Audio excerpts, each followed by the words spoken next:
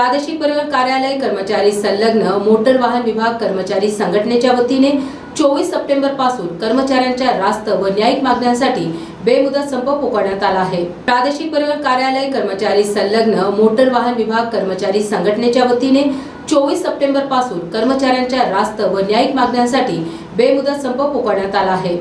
देखा, RTO office में जो सम चल रहा है उससे लोगों को बहुत परेशानी हो रही है। जो भी लोग बाहर से आ रहे हैं वापिस जा रहे हैं, लोग दूर दूर से आ रहे हैं मगर उनका काम नहीं हो रहा है। इसलिए हम चाहते हैं कि इन्होंने जो है तो इनका सम वापस लेना चाहिए और काम जो है तो सुललित करना चाहिए, एकदम तरीके से और अच्छे से करना चाहिए। नहीं, काम बराबर चालू था मगर इनका जो है तो अभी सम की वजह से लोगों को बहुत परेशानी हो रही है। चालू है, अभी हमारे काठोड़े साहब भी आए हैं। जब से सम की वजह वो तो अब उनको ही मालूम क्या है सम की। मी एक साधारण नागरिक आहे।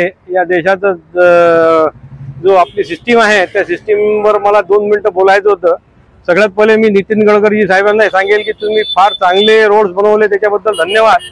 पण तुम्ही जे ऑनलाईन जे कॅमेऱ्यावर जे लोक फाईन देतात त्याच्यावर विचार करायला हवा। त्यांना टार्गेट भेटलं की ते आम्हाला कशी गाडी असली तर फोटो घेतात, हे माझा स्पष्ट अनुभव आहे। माझ्याकडे एक चलान अशी आहे 2000 रुपयाची, 80 ची स्पीड पाहिजे, तिथे 81 ची स्पीड त्या मीटरवर आलेली आहे। आता 80 ने 81 मीटर मध्ये 81 नाही आहे तर कोण डिफाइन करणार साहेब? ही क्लिप नितीन गडकरी साहेबांपर्यंत पोहोचली पाहिजे।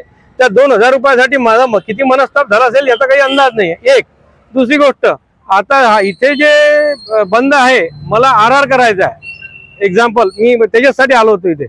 आता त्या आरआर साठी कर्मचारी नाही आहेत, आरआर ची डेट निघून गेली तर त्याचा जबाबदार कोण? म्हणजे त्याच्यानंतर आम्हाला फाईन भरा,